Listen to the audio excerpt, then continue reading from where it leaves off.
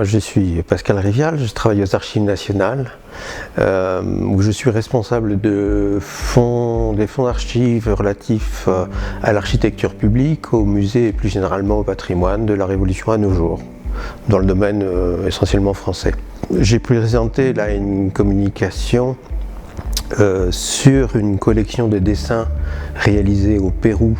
dans la première moitié du XIXe siècle, une collection qui a été constituée par le premier diplomate français en poste au Pérou, qui avait été nommé en 1927, et donc il a renvoyé cette collection en France. Malheureusement, il est mort en cours de route, et donc voilà, j'ai fait une analyse de cette collection qui est très intéressante dans la mesure où elle présente une plus grande diversité de styles de dessin que ce qu'on pourrait imaginer de ce qu'on connaissait jusqu'à présent. Et là, cette collection qui était très importante en termes du nombre de dessins montre la grande diversité de styles qu'on peut reconnaître dans ces dessins, et aussi la diversité des artistes qui les ont produits. C'est un des aspects de la recherche que je fais, qui est plus globalement sur l'histoire des relations entre la France et l'Amérique du Sud, et plus particulièrement le Pérou,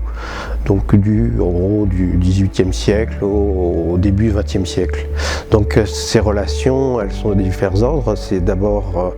l'histoire des émigrations françaises au Pérou, et puis aussi plus généralement l'histoire de la présence française au Pérou, c'est-à-dire à travers les influences scientifiques, techniques, artistiques. Et ce qui est intéressant, c'est que bien sûr, et d'ailleurs on le voit au travers de ce colloque, c'est qu'en fait c'est une influence mutuelle, c'est-à-dire qu'il y a aussi des artistes péruviens qui influencent la représentation que l'on se fait en France du Pérou et des Péruviens. Voilà, en fait c'est une histoire d'échange mutuel entre deux cultures, deux pays, deux continents.